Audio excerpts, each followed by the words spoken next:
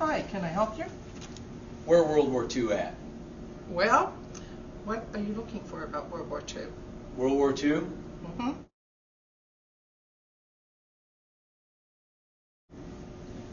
Hi, can I help you?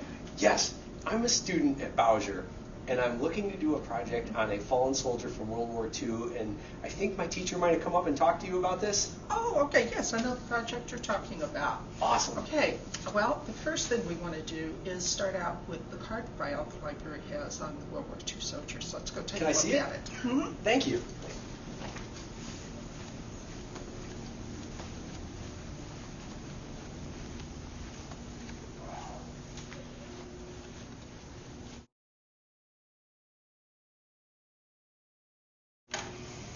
Okay, the card file starts right here, and you can take the drawer out of the cabinet.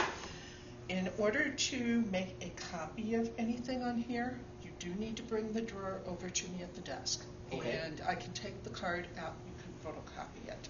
And Don't try to take the card out yourself. And when I bring it over there, I can take a picture with my cell phone too to have a digital copy of it? You could do that with a cell phone. Awesome. Okay. The other thing we also have right behind you, we've got a book scanner. So you can either scan something and email it, or you can scan it and save it to a flash drive. Perfect. But you have to log in with your library card. So you may want to make sure you have everything before you sit down. So what you're saying is, I need to bring my library card with me. Either that or memorize your barcode. Awesome. Okay. And bring a flash drive. Perfect. Okay. Or if you're going to make photocopies, make sure you have some money with you, or put money on your library card. Because if you put money on your library card and make copies that way, the copies are 15 cents each. Okay. If you do cash, they're 20 cents each. And if you already have a library card, use it. Much cheaper. Okay. We've got the machine right over here that you can use to add money. It takes bills, 1s, 5s, 10s, or 20s, but it will not give you change. Okay?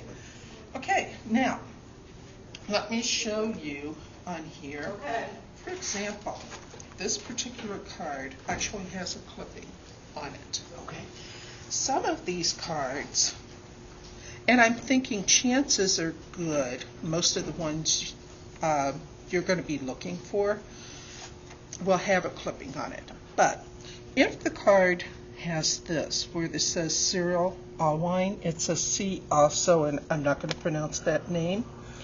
That means we go to the card with this name, and there will be an article that lists several people, including this Cyril Allwine. Okay. Okay? So you may have to go to another card. But yeah, to make copies, just bring the drawer over to the desk. Either I can help or anyone else here in the department can help. Fantastic. Okay. Sometimes with the copies, we can also do more than one card on the copier, because if you set the paper for legal size 8.5 by 14, you can do probably about 3 cards on there, depending on how big the articles are. Very cool. But yeah, we can always help with making copies.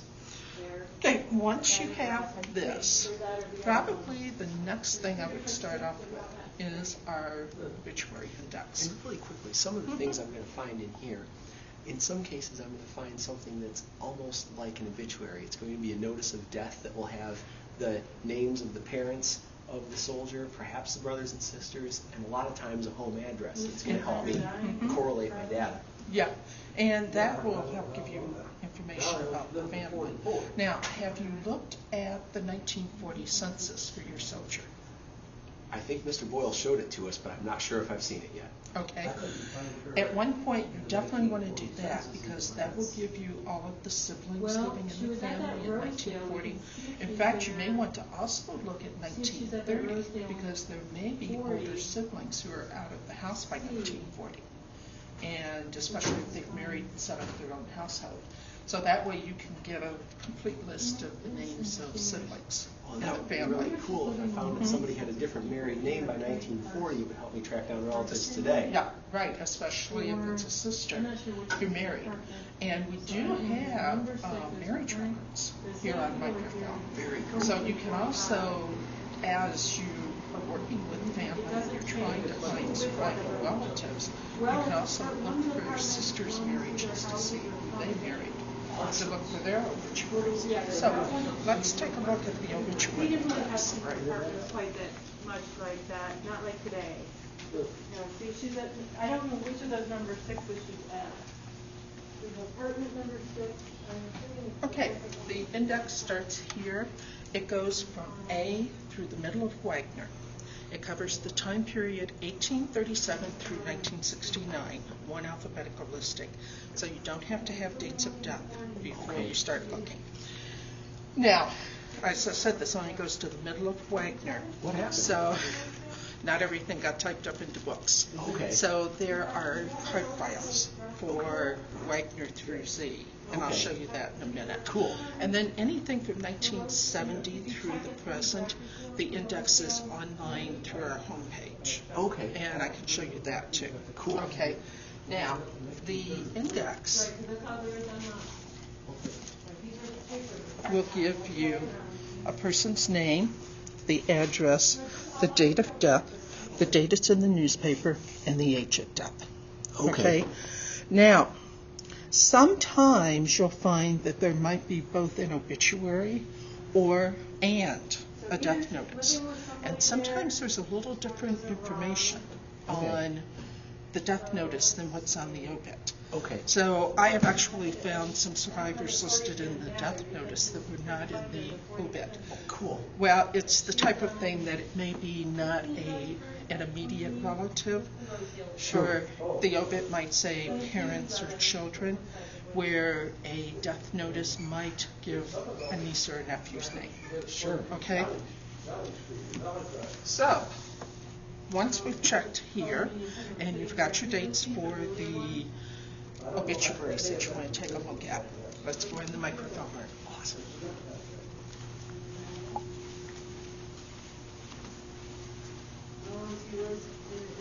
You guys, this is old school. This is what I did when I did my research project senior in high school.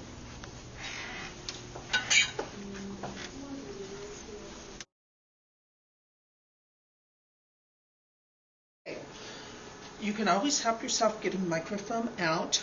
We do ask that you don't put it away, just leave it up on top of the cabinet. And we really do mean we want you to leave it on top of the cabinet. Okay, let's just take a roll of film and go set it up on the microfilm reader. Great. Okay.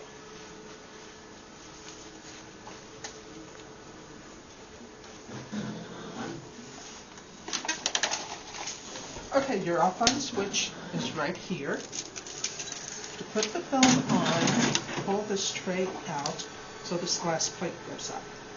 Make sure you come off the top of the roll of film. Go under the white rollers over the top of the take-up reel, and then just slide it in this slot on the reel. With this tray out, the red buttons work. Once you push it in, the red buttons do not work.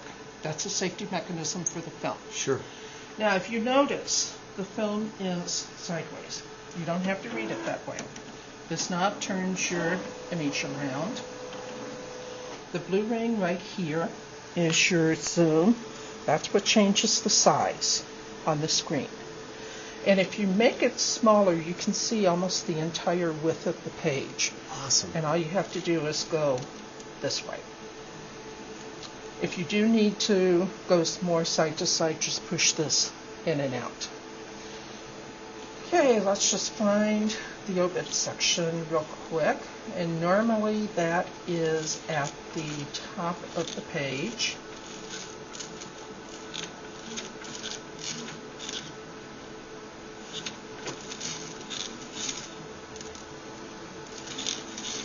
Oh, this is a day that has a lot of ads. Okay, so here's the first page of September 17 of 1953.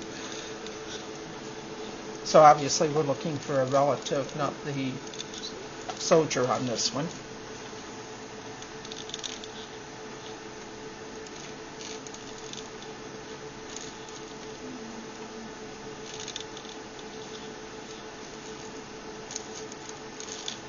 Okay, So we have the obituary section, and then you can enlarge this.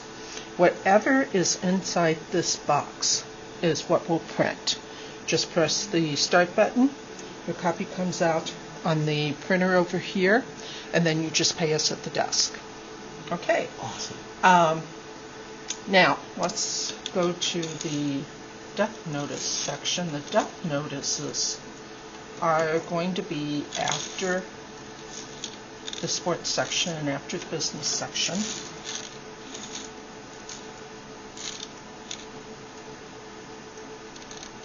They're usually right at the beginning of the classified ads, and so right here. This is where you get death notices. And these were the basic information in the death notice. This does basic information. This is not going to give you occupation, that type of thing. The obit's your better choice for occupations. Now, some years the obituaries do not give the cemetery. The death notice does.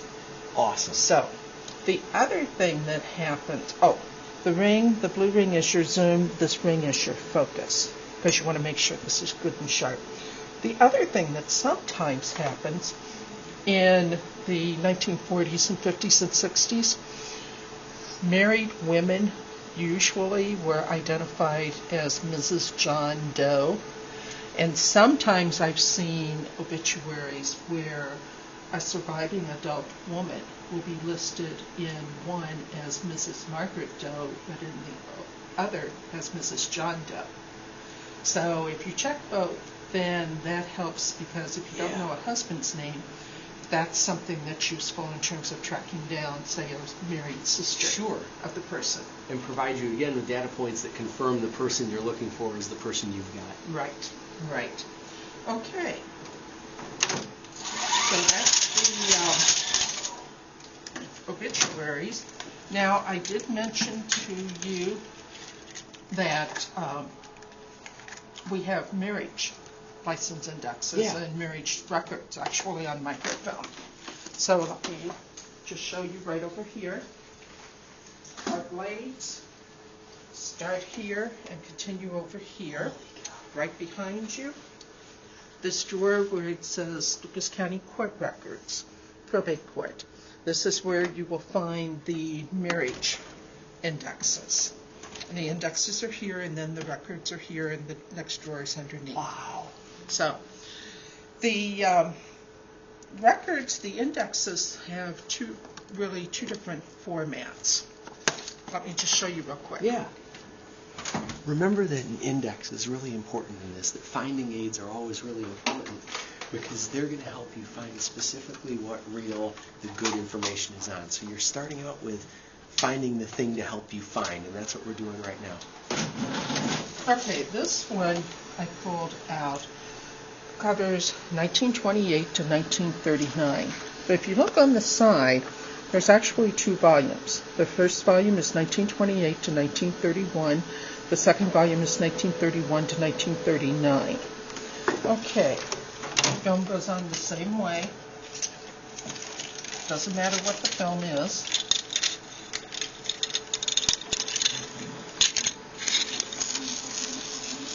And also, never walk into the library and say, I want to see your microfilm. That's like walking in and saying, I want to see your book. True question. Okay. This page, if you notice, the left-hand half of the page is alphabetical by the groom's name. Right-hand half is alphabetical by the bride's name. So it will give you the bride, the groom, volume number, and page number. Let's move that so it's not, the line's not in the way. And then over here you have the groom, the bride, volume number, and page number. Now, that way, if you do know both names, you can check it both ways. Yeah. The other index, basically, which starts in 1940 to 1998, which probably for siblings, etc., would be one that they're really likely to look for. That is just one alphabetical listing of men and women together. Okay. it's a computer printout. You basically have your names in alphabetical order, men and then women. This tells you the second party in the marriage. Okay. Volume number, page number, the date the license was issued. Oh, cool. Okay? Basically, you go here to here, then you come down here to here. Sure. In your alphabetical order. Now, some of the men who died may have been married. Yes. And it's always possible the widow, and it's probable, really, that the widow may have remarried after the person died. And this would be a great way to track down that family that came after our soldier was killed. Right, right. So whether you're looking for siblings, especially sisters who would have married and changed their names, or looking to see if a widow remarried, this would be the way to go. Now, if you don't find it, that doesn't mean they didn't get married. That just means that, thank you. You're welcome. That just means that they may have gone someplace else to get married. Sure. Because a lot of people in Toledo went to Monroe, Michigan, or Englewood, Indiana. Okay. I think that probably does it really for microfilm, right?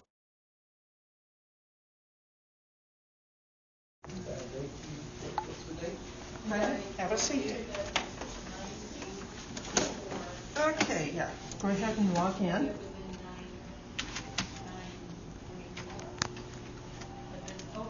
Please let this be what I think it is. Yay. Okay, agree to behave yourself. Okay, right. you want to go to Internet Access. Roll on top of Books and Information. Come down to Find Books and Information. Come down to Research by Topic.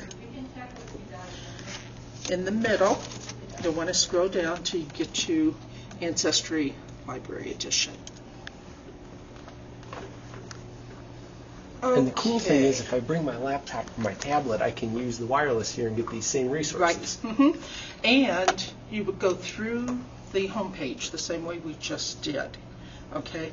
Do you by any chance have your name with you? I do. Okay. You're welcome, Mary. And I know he would have lived in Toledo, Yeah. Lucas County, Ohio. And I'm going to guess he was born in about 1920, which I probably know already if I was able to find. Now, you also have this calculated, because if you have something like, if you pulled up the 1940 census, and you've got the age in 1940, you can put that age in and then 1940, and it calculates. So if I know he was you. 15 years old in 1940, I find out he was born in 1925. Right. So he Awesome. would have been in the war pretty late. Okay, then search. And look at that. Okay. I've got a little bit of his story. Now, I always tell people, never believe anything anyone tells you, or that you read in a book, or find on the internet. Newspapers aren't any better for accuracy, so always check everything out in other sources. Absolutely. Okay? Okay, go ahead and click on at 1940. And, of course, it's interesting you've noticed here where it gives you this. Oh, wow. I have found some really cool military things. I'm kind of surprised that you're not coming up with a little more military on there.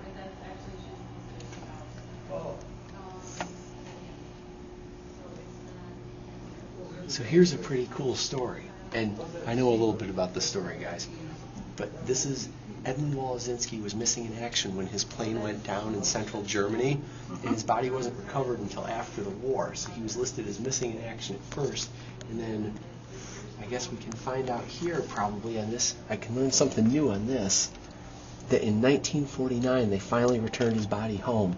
He had been killed in 1944, and it's 5 years later when his body is brought back home. And this, look at what this tells me. It tells me a lot here.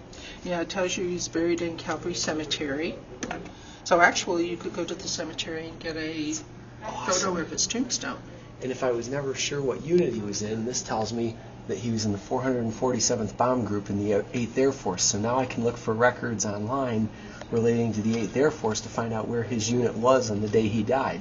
And someone wasn't familiar with Toledo. Door Street. Hilarious.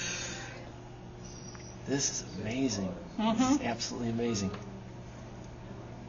And we've got an address of the person who applied for the tombstone Okay. on Pearl Street.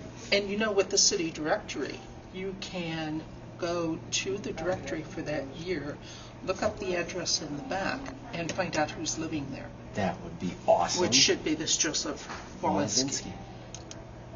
Cool. Well, I've got all kinds of great stuff back here. Right. So there was my census. I went back too far. So here was my 1940 census form that tells me a lot of information that I seem to remember Mr. Boyle showing us in class.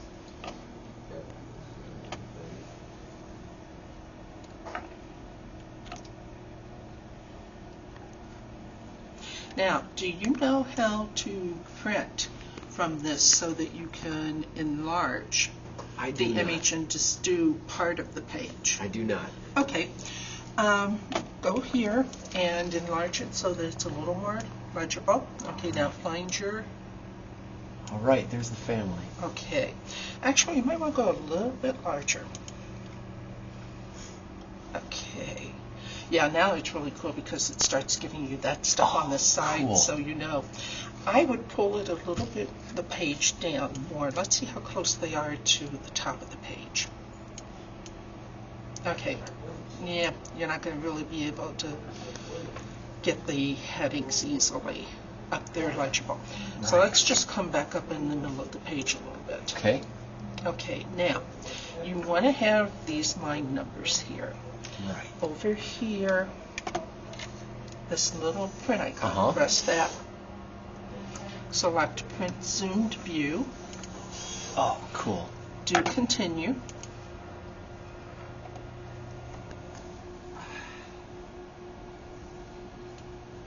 And obviously it's going to take a while. Okay, go to preferences, set it for landscape.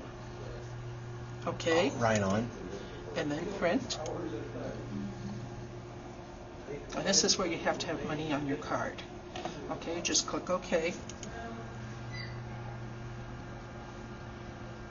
Now, if you put your cursor over here and make it a hand, because you printed up to about this point, make it a hand and click and drag it. Oh, whoops. There we go. Okay. Let me click off of it.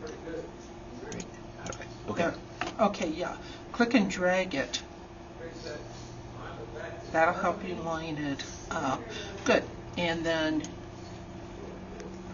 nope, that doesn't get you all the way to the line Almost. numbers. Really close. Yeah. There you go. There's your There we line are. numbers. Okay. And then you would just repeat that whole process to Print print the again second and set half. the page size and everything else. Right. Cool. And it'll come out a lot more legible than if you try to do the whole page on one copy. Oh, yeah. Mm-hmm. Well, there's something else cool in a lot of the 1940 census that I can do here, and that's that I'm going to be able to corroborate another piece of data that I found back there, and that was where did they live. And so there we found that was his house number, 657, and this was his street, Pearl Street. So I can find that. I can find that number here, and then I can probably find today what neighborhood that's in and where it was. Are you familiar with Aries? The Yeah. auditors online? Vaguely, yes. Oh, okay. Tell you what, since we're not going to have you bookmark, come up here and do Google. And you've got the address, right? 657 Pearl Street. Whoops, you need to Yeah, I take messed out up. your... Okay. In here, just type AREIS. Okay, it stands for Auditors, EI. Auditors Real Estate, EIS. Information System. And no. I'm just I'm saying sorry. what the letters stand for. Okay. Now just enter. Okay, click on Aries Online. Okay, type the address there. 657 Pearl Street. No, don't do street, just Pearl. Just Pearl? Mm-hmm. Okay. And And search search. it. Okay.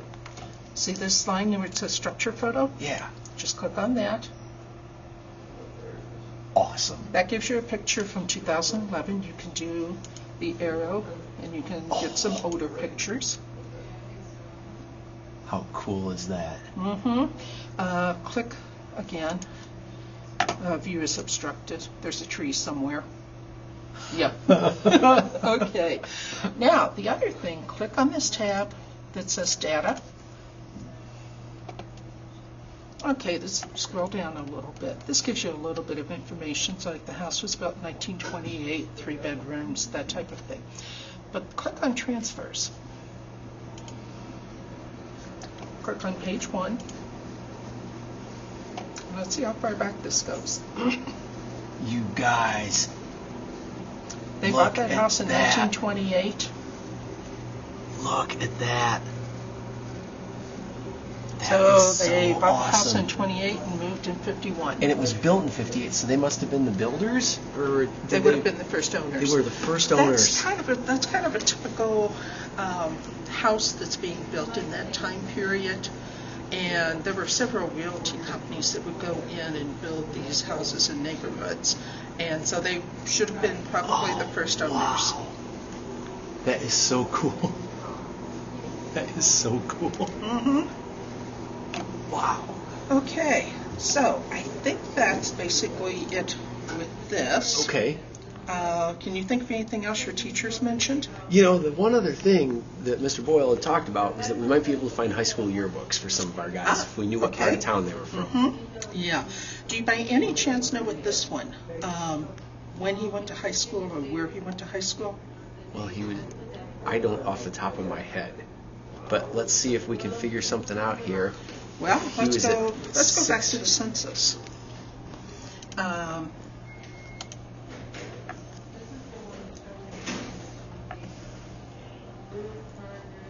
Okay. Okay, so how about getting this big enough so we can read it? Okay, he was 17 years old in 1940, so it's reasonable to believe. He was in high school in 40, possibly graduated 41. He possibly graduated in 40, depending on when his birthday was. Yep. Do you know where Pearl is off the top of your head? I'll find out on my friend Google Maps. 657. You know, I was going to go to a paper map. Toledo. I'm a teenager in the year 2013. I'm going to use Google Maps. Okay, let's see. I'm near Stickney in Manhattan, so I guess I probably would have been Woodward back then. Yep, Wilson because there's Park. Woodward. It's just a few blocks off of Woodward High School. Okay, let me go get the yearbooks, but there's a sheet you have to fill out first. Right. Okay, so let's just go ahead and close this down. All right. And now. Awesome. Okay, Okay. then let's come back up to the desk. This is cool. Okay, it's alphabetical. We do have some elementary, but not much, and some junior high and senior highs. There's a sheet for each school. It's alphabetical by the school. So Woodward High School, the check marks mean that we have a yearbook for that year. So we've got 40, 41, 39. So I would suggest, let's do 38, 39, 40, 41. Guys, remember, what we're going to be dealing with here are primary sources that are 70 years old. We're going to be touching things that are 70 years old. It's really important to make sure before we come in here that our hands are clean, that we didn't just wolf down a bunch of McDonald's or something and got greasy fingers. We're going to be really careful with these because we want these to last another 70 years. Thank you. Okay, do me a favor, put your name and today's date up here at the top.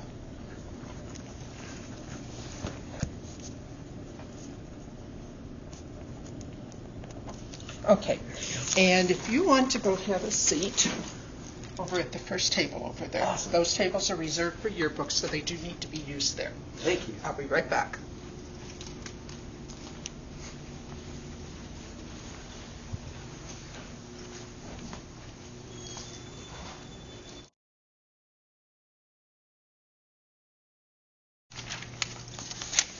Now, what I would suggest is that you go through all the years, especially find the senior year, but go through the other years they would have been in high school, because you can look to see what activities he was involved in. Sure. And Woodward is an interesting school because their school newspaper is bound in with the yearbook.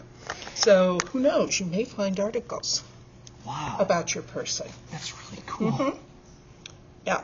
So, how about it? All right. Now, one of the other things, when I make notes today, even if it's not one of the rules here, it's going to be one of my rules. If I'm making notes, all I'm bringing is a pencil. Don't even bring a pen near these yearbooks. You don't want any ink to get on these things. Pencil, if worst comes to worst, can be erased. Pen can't. So only use pencils when you're making. Okay, let's see what we can find. So here we are. We're in the 1941 yearbook. And not everything is in alphabetical order. But there's Edmund Wolozinski, and there's his signature. He signed this yearbook. There's my guy, and there's his signature in pen. Pretty handsome devil. Look what they wrote back then. They gave a little bit about each guy. Edward Wolozinski, smiling he departs, breaking many hearts. Pretty poignant given what happened. Let's see where else we can find him in the yearbook, because lots of people are in the yearbook for lots of different things. Here's all the underclassmen. They printed the paper every week. This school paper came out every week. And let's make that more amazing by remembering they didn't have a computer that they were doing this on. They had to do the typesetting and everything else. Here's another thing you're going to find in the school paper. And it's pretty interesting. So this was in October 1941. America's not in the war, but look at the editorial the school paper had. And it was about a threat to U.S. democracy in the form of dictators in Europe. Americans now, even more than during the World War, are realizing and appreciating the advantages offered to the average citizen. This kind of stuff is really important in telling the story. Why did Edmund do what he did? Why was he going off to war? There was a whole story behind him, and that story we're going to find in a lot of places in here. And since it appears all of these yearbooks came from the same guy, it might even be autographed near where his picture was, the same way as we do it today. They did it that way 70 years ago. And we'd go through the clubs, and we'd go back to the paper again and see what we could find on our guy. We've got the 38 yearbook here, and the 38 annual would have been his freshman year. Maybe we get lucky and... Oh, great. So yeah, we get lucky. There's individual pictures. They just don't have any names to go with them. Mm-hmm. 1923 the senior is class. spouses, and if she's Pretty divorced fascinating by stuff. 4, I'm not sure she's going to The Polish Literary Society, that tells you something about the North End right there, especially for a guy like Edmund Wolozinski of Polish descent. We saw back on the census that his mom was born in Poland, so he was in touch with that.